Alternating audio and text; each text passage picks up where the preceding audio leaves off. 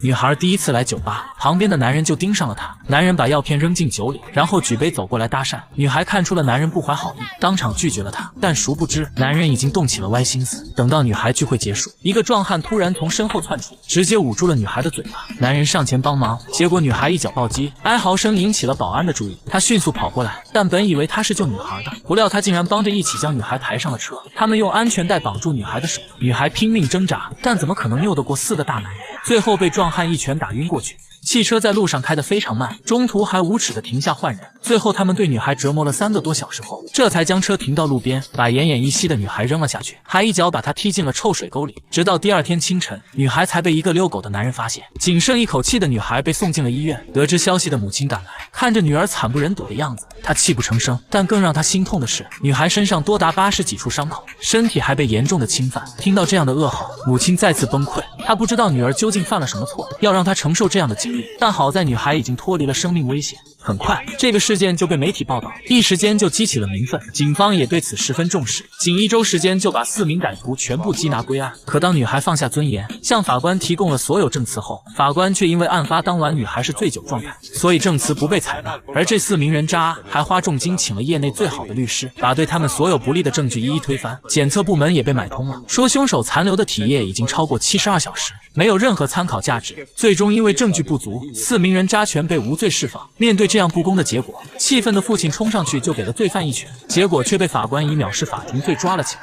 此时母亲看着作为原告的丈夫被拖上警车，而侵犯女儿的凶手却在一旁和家人团聚，她彻底陷入了绝望。等到将父亲保释出来后，母亲面对警察说，她再也不相信法律了，也不会再对你们抱有任何希望。她决定用自己的方式为女儿复仇。可是一个弱女子要拿什么跟4名歹徒斗呢？直到这天晚上，她看着手中的苹果，想到了一个上好的复仇方法。女人买了上千个苹果，然后全部切开，但她要的只是苹果籽，因为这里面含有剧毒。她要用这些来报复侵犯自己女儿的凶手。晚上，母亲找来开锁匠，潜入了第一个目标家中，把磨成粉的苹果籽倒进了凶手每天必喝的蛋白粉中。等到第2天，男人只是喝了1小口，就开始浑身抽搐，接着口吐白沫，晕死了过去。虽然他的小命保住了，不过落了个终身瘫痪。其实这也是母亲故意把剂量调小的，目的就是要让凶手生不如死。而此时他已经开始对第2个人渣下手了，这次还是用1袋苹果，但不是下毒，而是栽赃。他来到凶手家中，把苹果切开，再把籽磨成粉，接着打开电脑，留下搜索制毒教程的痕迹，再把时间改成昨天晚上。一切搞定后，他还触发了火警系统。医院这边，警察还在询问中毒的原因，而来看望大哥的男孩接到电话，说他家里着火了。当警察跟着他赶到时，正好发现了制毒现场。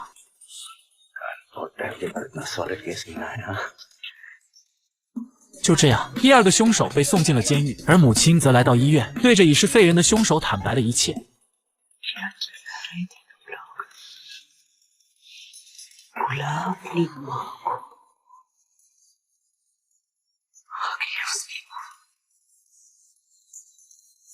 说完，母亲转身离开。接下来的目标是个酒鬼，他每周末都会在这个酒馆喝酒，而且一喝就到深夜。母亲利用这一点，找来了2个美女朋友，先把他诱骗到车上，然后再将其迷晕。等他再次醒来，已经是3天之后。强烈的尿意促使他来到厕所，可当他脱下裤子准备方便时，完蛋，作案工具竟然没了。男人瞬间崩溃，一拳砸碎了镜子，可一个重心不稳，就摔在了水管上，成了一具不完整的尸体。当女孩得知3个凶手都受到了应有的惩罚后，她认为这一切都是父亲干的。他给父亲发去消息说，爸爸，你今天真帅。父亲很欣慰，因为这是女儿对他说过最多的话。看来女儿已经从阴影中走了出来。而另一边，凶手接二连三的被害，警察知道一定和女孩家人脱不了干系，于是开始派人监视父亲的一举一动。他们全都忽略了这个看似柔弱实则刚强的母亲，而他也准备开始对最后一个人渣展开报复了。他再次找到一直为他提供线索和位置的侦探，而这次侦探却说最后一个凶手失踪了，但他一直没有停止调查，一有消息就立刻通知母亲。但有一点必须注意，就是剩下的这个凶手是个十足的恶人，千万不能贸然行动。母亲回到家后，父亲告诉他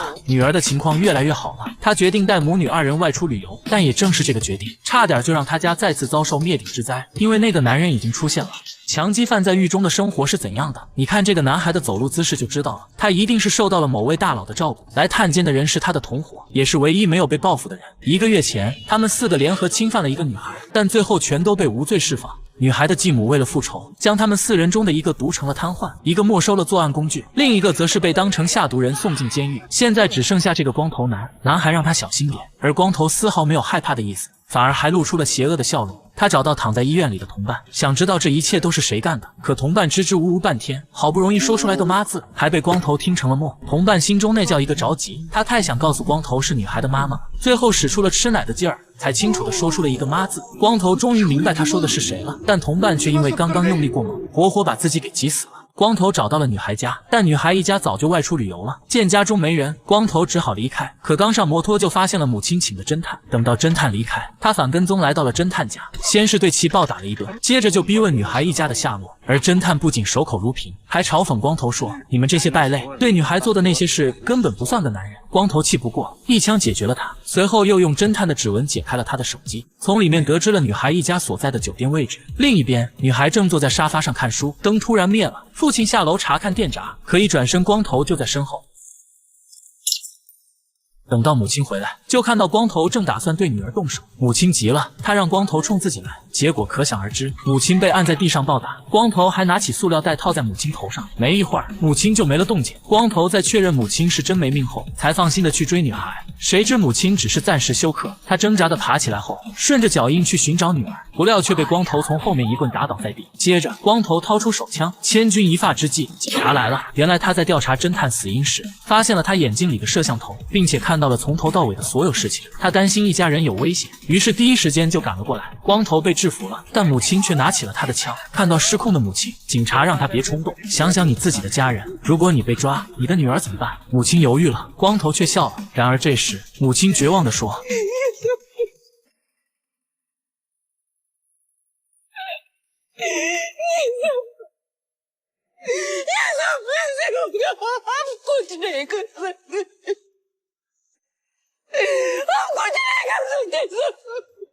看着崩溃的母亲，再看看毫无悔意的罪犯，警察把自己的枪交给了母亲。光头彻底慌了，不停地向母亲求饶，警察也催他快点，可母亲迟迟不敢开枪，直到女儿从后面走出来，他什么都知道了。原来继母为他做了这么多，他第一次喊出了那句。